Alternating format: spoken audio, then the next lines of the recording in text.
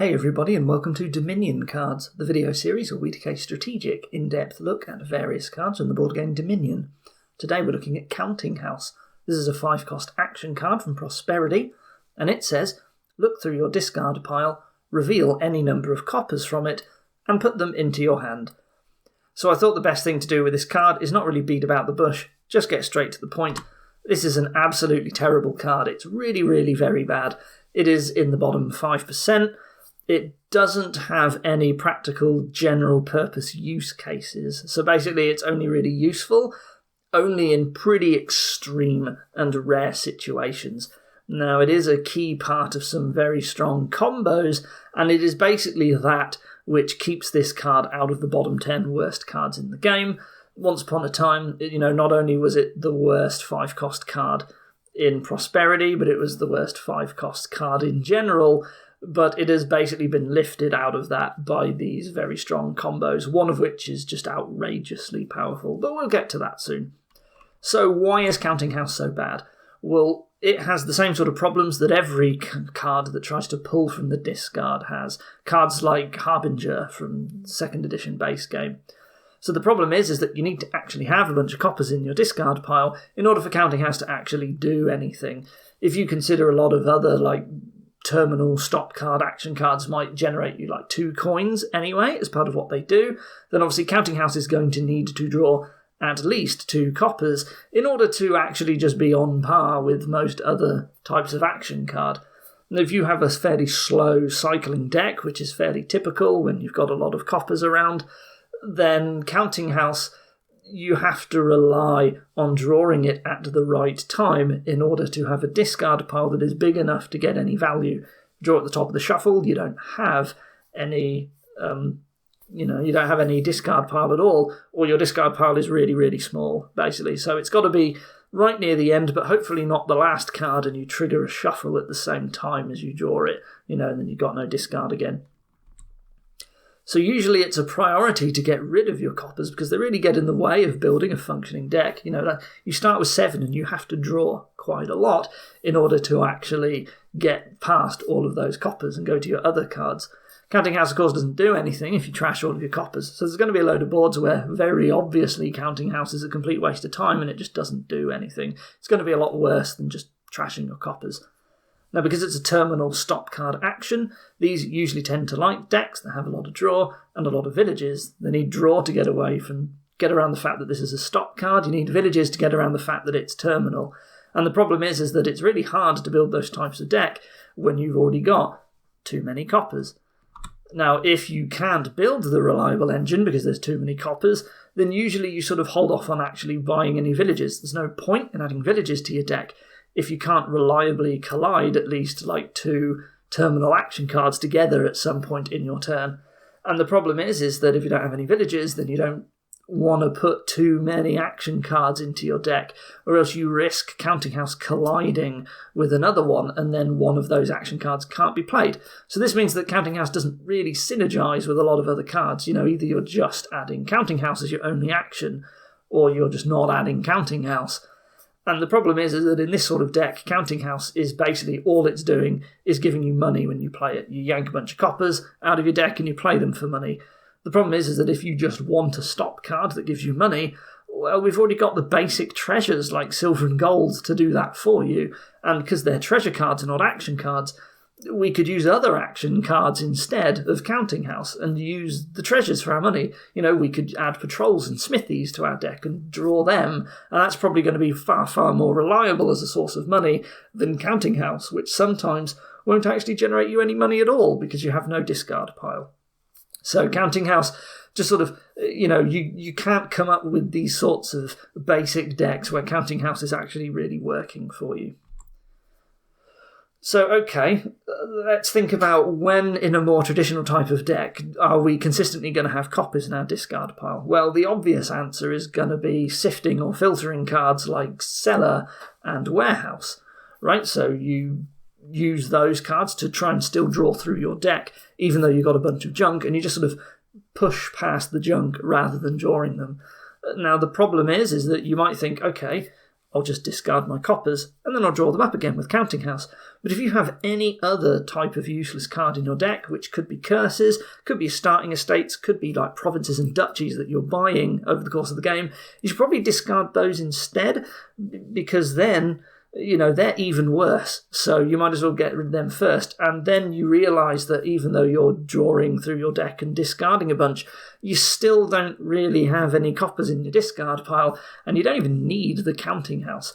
Right? Maybe you can get rid of your estates, and for some reason you have this Sifting, you can draw your coppers, and you're like adding victory cards so quickly at the end of the game that you don't end up ever discarding them, and Counting House stays useful. But even in this sort of deck, it's hard to get value out of Counting House. Now, there are some cards that basically synergize with discarding in other ways, and you can get these to work with Counting House, but it is still worth noting that because it's a deck filled with a load of coppers, you might still struggle to actually get this to work. So I got some examples here. This is not exhaustive, but Artificer and Vault, they give you reasons to choose to discard cards for some sort of benefit. And Royal Blacksmith, which, to be fair, is something that is probably one of the most likely cards to actually let you build a normal engine and still use Counting House. This draws a lot of cards, but it automatically discards all of your coppers out the way. So you can still try and build a functioning draw deck with Royal Blacksmith because it's so good at drawing. And then Counting House just grabs you all of your coppers at the end and you still get to use them, and Counting House is actually reliably drawing a lot of coppers out of your deck. But the main reason why we would ever buy Counting House is pretty much for the combos. Now, there are two combos with Counting House that are actually strong and good. One of them is with Travelling Fair, which is completely bananas. This is like Lurker Hunting Grounds level of absolutely insanely strong combo that dominates every kingdom that it shows up in. And then there's Night Watchman, which is more cute. It's actually beatable sometimes. It's not as strong, but it is still pretty powerful. Now, what I thought I would do for this video, instead of the usual random kingdom analysis, was to do something a little bit different. I'm going to show you these combos in action because I figured there was no point in actually doing random kingdom analysis because I'd just say no to Counting House, and these combos can be hard to understand what you're meant to do without actually seeing them in practice. So I'm going to ignore the rest of the kingdom and I will show you Travelling Fair Counting House first.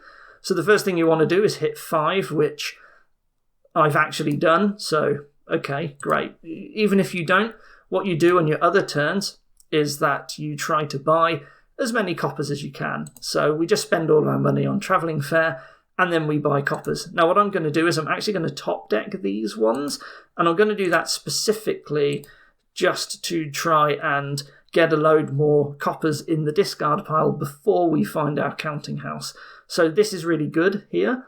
What I'm going to do again is maximize the number of coppers that I have, and I'm actually going to top deck 2 coppers basically to try and prevent us ever having a really bad shuffle. And see, this is perfect because now we have exactly 5 cards left, and what that means is that after this turn, I'm not top decking these coppers, we will have a perfect shuffle with a load of coppers and my Counting House. So this is turn 5, which is actually very, very fast for this combo, where we basically get the perfect Counting House. And here we go, we're going to take all of these. So this is enough money to get started with the combo. So what we need to do is buy enough Travelling Fairs to top deck 5 cards. And one of them here, this was exactly the right amount of money, funnily enough. We are going to top deck a Counting House. We are going to top deck 4 coppers. Actually, it wasn't exactly enough. You needed at least 13 because we had an extra Travelling Fair left over. And then the rest we can spend on coppers that are just going to get discarded. And what that means is our next turn, we are still exactly at the end of our shuffle. We have Counting House, and this time we have a load more coppers instead. So we're going to do it again. So we buy Travelling Fair, and we top deck a Counting House. We spend the rest of our money on Travelling Fairs. We top deck 4 coppers. 1, 2, 3, 4. and then we discard the rest. When we buy them, we don't top deck them. And now we've done it again, but as you can see, we are taking very substantially more coppers this time. And so while we still want to keep repeating this process, it is worth noting that from now on we can start buying provinces. So we're going to top deck that. We are going to buy enough travelling fares. There we go, to top deck 4 coppers and see what we have left over. So we're at 5 again. And now I have 12. What I can do is I can get down to 8. I can buy a province. And I can spend the rest of my money on travelling fares for even more coppers. And we are turn 8. Here we go again. We have incredible amounts of money at this point. We are, again, going to top deck a counting house. We are going to buy enough travelling fares to top deck 4 coppers. I suppose you could technically top deck a province at this point. You just have to top deck 4 cards. But as you can see, we now have enough to also just buy 2 provinces. So this is our 3rd province on turn 8. It is now turn 9. Remember, this was a particularly good roll here. At this point, we've actually split the counting houses. If our opponent was doing it as well, we're now out of counting houses and we can't continue. But that's actually okay, because as you can see, we were very, very almost able to buy 4 provinces. And what we would do against a normal player here, you wouldn't top deck these, I guess. But as you can see, we can actually still, in this case, I can still top deck 5 cards. And so the combo continues. And now at this point, well, obviously, this is it. This was turn 10, which was insanely fast. This was the best possible roll, actually. Draw, rather. And here, we don't need to continue anymore. That was 6 counting houses. And now we are just simply going to buy as many things as we can. And there you go. That's 58 points on turn 10. We bought out all of the provinces and 2 duchies and state. How do you beat this? Right, this is very, very hard and very, very difficult to beat. So that is Travelling Fair Counting House. Now, it can be disrupted.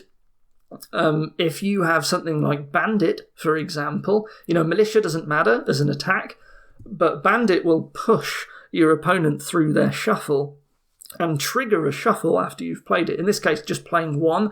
And if you can trigger a shuffle, that is a critical problem for your opponent, and it just kills the combo dead. And then they just have this massive deck that they have to try and get through. So what I'll do now is I will show you Night Watchman, which is not as good, but is a fairly cool one, I suppose. So what we want to do is we want to get a deck that has 2 Night Watchmen. We are going to try here, and it might not work, but we're going to try and hit 5. It didn't work, unfortunately. Well, that's okay. We can buy another Night Watchman, and we can try it again. Let's see if we can hit 5 here. I probably should have played that other Night Watchman. That was silly. This is not so great, but that's okay. We need another copper at one point, so we're going to do that now. And I guess we need something else at some point. So let's just buy a silver. And here we can hit 5 fairly easily, I think. So we get our first counting house. So this is quite bad. It's taken us a long time to get our first counting house. We do need a second one. So we will... I don't think we buy anything at all anymore. We've got absolutely everything we need in our deck except another counting house. Here we go. This is... I could really use a Night Watchman in this hand. Well, I didn't get it. So what we're trying to do, essentially, is construct a deck where we are getting Night Watchman and Counting House every turn. Do we take all of these? I think so. And we got our second Counting House, and hopefully soon we can get this rolling. So this one is a little bit more random. I need to find my other Night Watchman, so I'm going to discard everything except the Counting House. And I did draw the other counting house, so this is just not working, unfortunately. I'm not sure what I need to do to make this more reliable, but basically, once I can get this deck working, and yeah, the fact that I've got the other counting house in my deck is the problem. Actually, what I should do there, let me undo that. I should buy a counting house, and now, there we go. So I have 2 cards left in the shuffle, so what I'm going to do is I'm going to discard 2, and this will give me exactly the shuffle. So this took until turn 10, which is way too slow for this to work, but here's how the combo now kicks off. So I pick up 8 coppers with Counting House, I buy a province, I use Night Watchman, and I construct, here you are, another deck that has Counting House and Night Watchman in my next hand, and it's a perfect shuffle. What I can do is I can repeat. I can pick up 8 coppers, I buy a province, and I trigger another. Now here I have 1 card left in my discard, so I'm going to discard 1 out of my hand. That gives me a perfect shuffle where I play Counting House, take all of my coppers, buy a province, and here there's 2 cards left in the shuffle, so I discard 2. Now this is not going to work as well because I added too much other stuff. I added a silver and another counting house, and so I can't actually get all of the provinces reliably doing this. But you will find that I can just every turn buy exactly 1 province and guarantee that I can do it again next turn. So this is a problem here. I have to keep one of these, and so now this is no longer going to be a perfect shuffle, and so this is already starting to fall apart, but I have gained quite a lot. It is turn 15 and I've picked up 6 provinces, so you know that's still pretty okay. Even though this took a while to kick off, I've actually done okay. Now I have 5 here, but it looks like my next shuffle should be exactly right. Yes, it is, because I had that extra counting house. So we do get to go on for a little bit longer. Now at this point I believe it's going to fall apart. We have 7 provinces. It's going to be very difficult. Yeah. We still made it though. In fact, we don't need the Night Watchman for the last one. We just needed a counting house. And so there you are. It's turn 17 and we had every province. So obviously much, much worse than the other one that we did, which was Travelling Fair, However, this one is nice and reliable. The only thing is that junking attacks bloat up your deck and are a big problem. And this one is also a lot more random. At least with Travelling Fair, you get to try and make your shuffles exactly how you want by choosing how many coppers you top deck when you're just mass buying coppers at the start. This one, you've got to get that right draw to get your alternating Night Watchman and Counting House combo. But as soon as you get that, you are off. So, and as you can see, you get a reasonable number of points. You're so consistent, just 1 province per turn for a while. It's usually faster than going for Smithy Big Money or something. But, Smithy Big Money is not great. So anyway, there you have it for those 2 combos.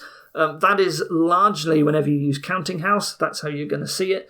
Some people like Counting House. I'm really not a fan. They think it's fun to try and make it work. But the reality is once you've played 1 game with Counting House Travelling Fair, you've played them all.